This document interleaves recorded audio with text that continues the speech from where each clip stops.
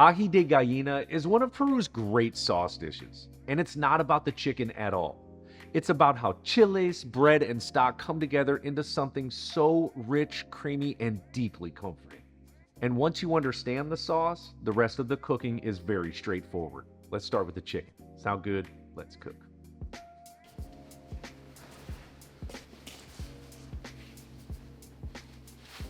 Let's get to work. When I make this recipe, I almost always use a whole chicken. It's just so much more economical. If you've never fabricated a whole chicken, it is all about exposing joints and cutting through. I usually start by removing the legs. Now for this recipe, we want split chicken breast, so my goal is to keep that breastbone intact while completely removing the backbone. But don't worry, we're going to use that too.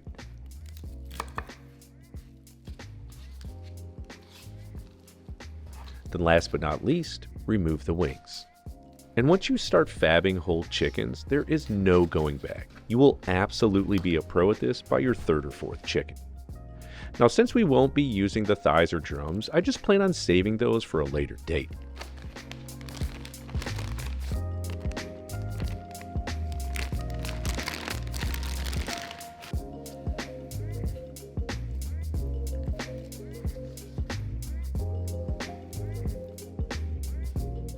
And of course, a quick hot water and soap bath on the board and knife because, well, raw chicken.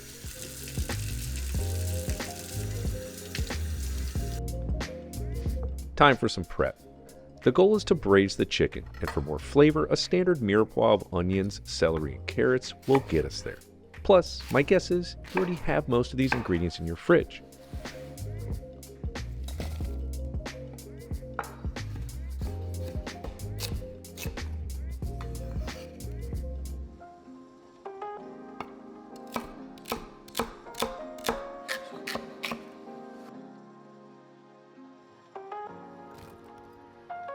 Oh yeah, don't forget about the garlic. Now, let's cook. Add a few tablespoons of oil over medium-high heat to hands down my favorite pan, the Rondo. Tons of surface area for searing and probably the best braising tool in the kitchen. At that low smoking point, add in the chicken and don't touch a thing for a good 4 to 6 minutes. Told you, we'll use that backbone. You know me, nothing goes to waste. And these sounds are just some of my favorite aspects of cooking. You can almost hear the flavor being created.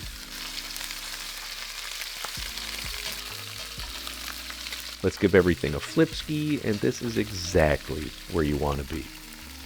And hey, because I like flavor, and so should you, browning on as many sides as possible is key. Little techniques like this always make meals worth remembering. You've got this, my friends. After the chicken is beautifully golden brown, I'm just setting it to the side and replacing it with our veg.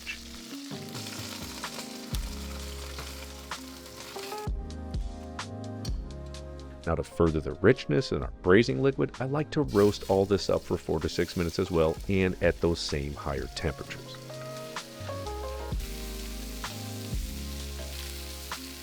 At this stage, when your kitchen smells like heaven, add back in the chicken.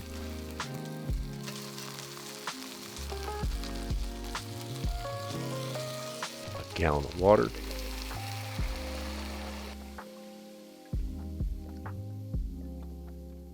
and a few aromatics like parsley, a bay leaf, some dry oregano, and then finally I usually give a generous season of salt.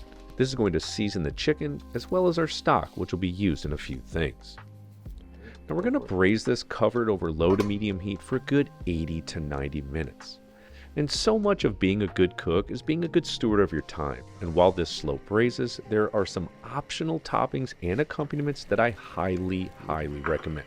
In fact, they're a must for me. Watch carefully. And every chef I know is passionate about their hard-boiled egg recipe, and only their way is the correct way. Well, according to them, of course. After boiling, add the eggs. Room temperature is better, but cold will work as well. You just need to be a bit more gentle. Cook for 6 minutes, then add on a lid, turn off the heat, and let them stand for 6 minutes. And what this means to me is I have 6 minutes for more prep, and there's plenty of room on the cooktop to get some water boiling for potatoes.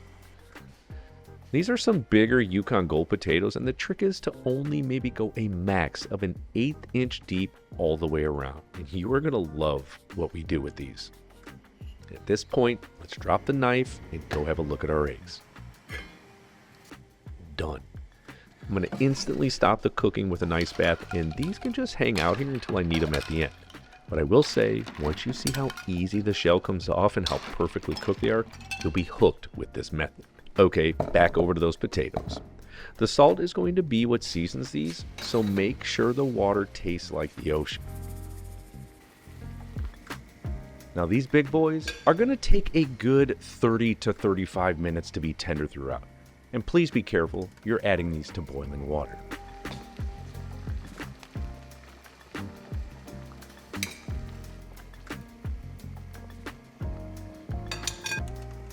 They'll be fork tender when they're done, so after they're out of the water, I add them to a bowl and cover them.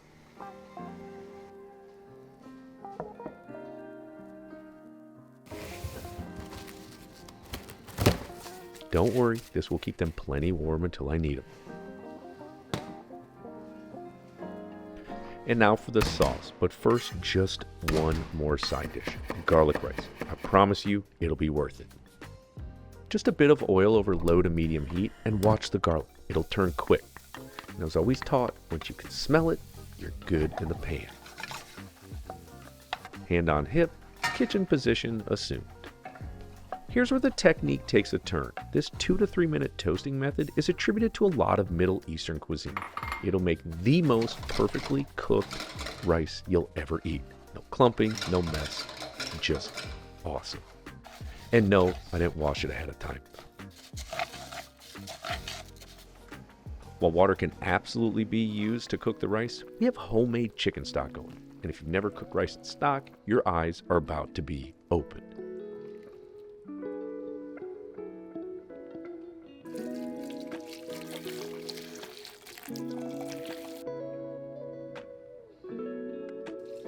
A quick strain through a chinois, and then 4 cups of the stock right into the pan.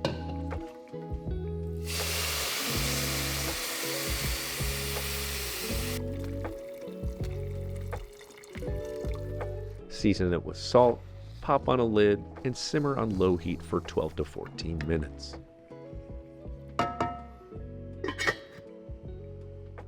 Oh, and no need to worry about the chicken. While it's done cooking at this point, the extra time will just further enhance the flavor of the stock. And now back over to the rice. Absolute perfection. This too will stay plenty warm, covered up until the end. You're going to love how I serve this. Just a bit more prep is all we need before we get into the sauce.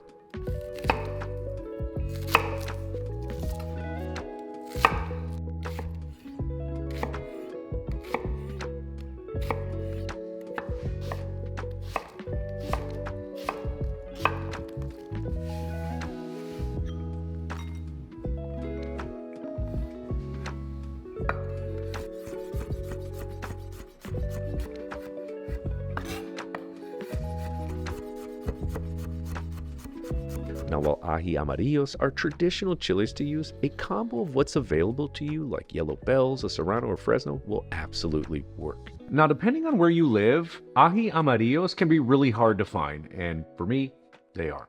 And that's why I sort of take a hybrid approach with this. You get a lot of those fruity flavors from the yellow bell pepper, also helps give you a lot of body. Then you combine that with some of the gentle medium heat from a serrano or a Fresno, or both, like I did. And if you can't or you don't want to do either of these, there's actually a really good alternative with some of that pre-packaged, jarred up ají amarillo paste. This will work beautifully, seriously, perfectly, and one of those 7.5 ounce jars is exactly the amount you'll need for this recipe. Just a simple large dice is all we need on these peppers, and if you've got a thing for spice, feel free to use the pith as well as the seeds. For me, I'm all about comfortable heat.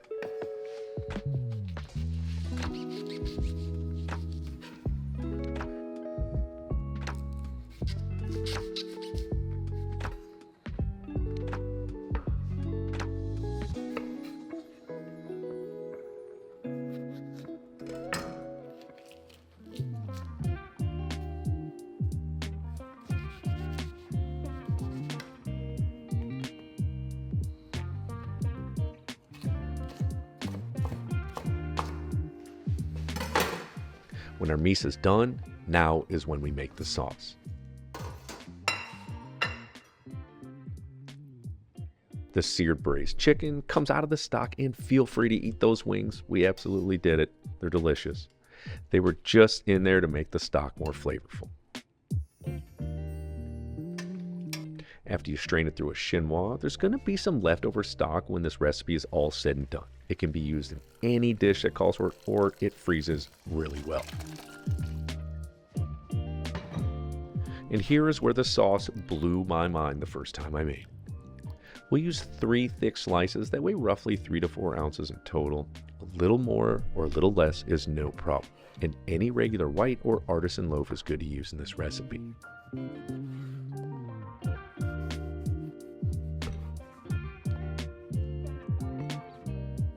And now it gets even more interesting. This is where we'll get our creaminess and thickening from, plus it'll chill out some of that chile spice. And this bread thickened sauce actually comes from old Iberian cooking and from centuries earlier by Moorish influence. It later carried to Peru during the colonial era, where cooks transformed it with the ají peppers and local ingredients they had access to.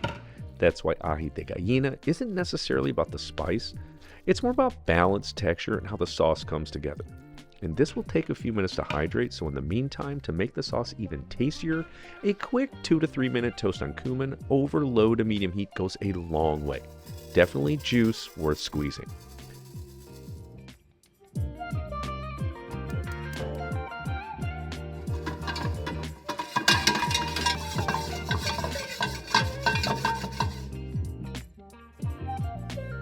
We'll cool these down before we grind them, but first, some oil to that same pan, but now over medium heat, and our red onions.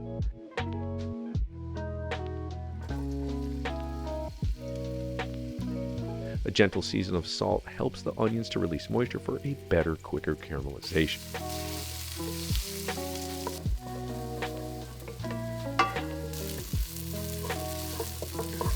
And after about 5 minutes on medium, drop it to low, medium for another 10 to 12 minutes to help push these to a deeper color and flavor.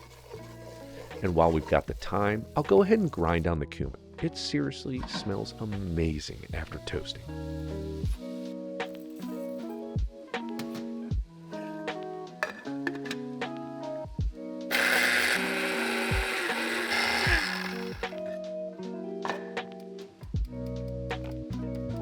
And with 5 to 7 minutes left, this is when I add in the peppers and a little more salt.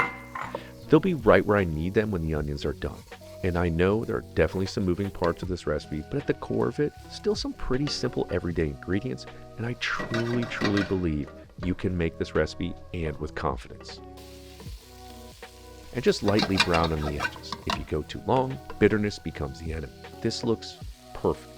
And now for a fun ingredient that's commonly used, pecans, and a little 1 to 2 minute toast will add a touch of sweetness.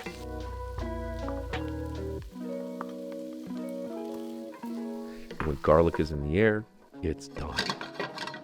Now this is an optional ingredient, but the smokiness and sweetness of 1 to 2 teaspoons of ají panca is amazing.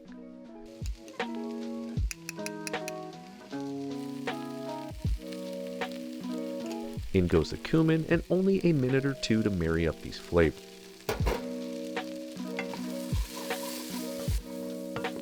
At this stage, to loosen everything up, 2 to 2.5 cups of our stock.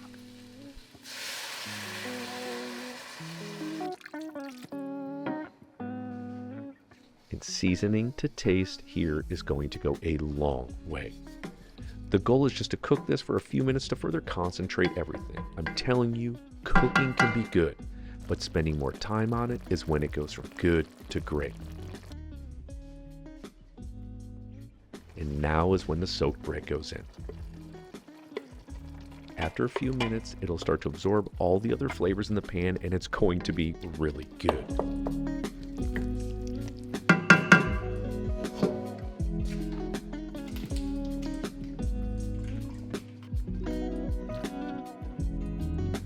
And when using hot food in the blender, don't forget to remove that cap, or else you're going to have an accident.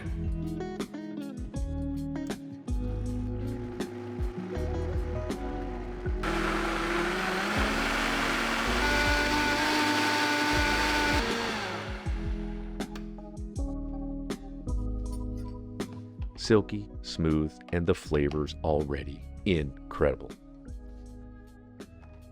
Back to the sauce pot, and while a bit of a crazy combination, here's how you traditionally finish off this sauce. Nutmeg,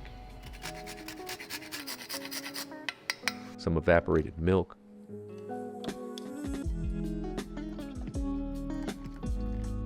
Parmigiano Reggiano,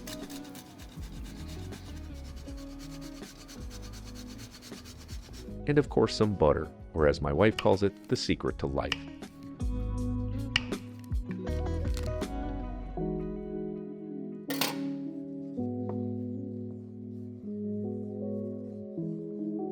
Don't forget to season it up with salt and pepper. Now one last taste, and probably one of my favorite things to add, and certainly not classical, sorry to my Peruvian friends, but a little fresh lemon juice. I'm telling you, after cooking several Peruvian dishes, I'm always blown away by the unique ingredients used and the depth of flavor in every single recipe. And at this stage, the chicken should be cool to the touch, and all I'm looking to do is remove the skin and bones and then a simple pull on the meat. Try not to eat all this. Simple braised chicken is a family favorite of ours.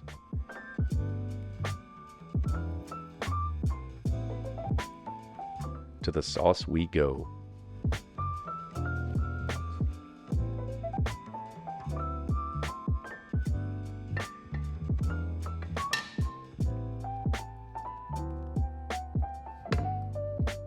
Absolutely beautiful. Now it's good, and now it's time to get everything together. This will make the rice look great on the plate.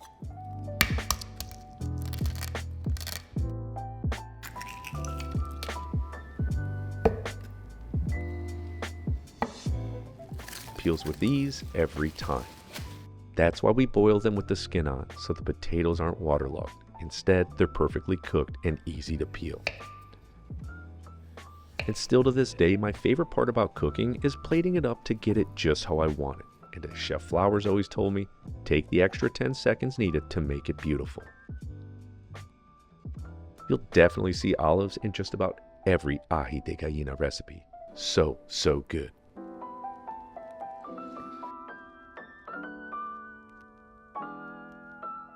Silky and creamy, just like aji de gallina should be. Now for a sweet, ultra creamy finish, French silk pie is next. I'll see you there.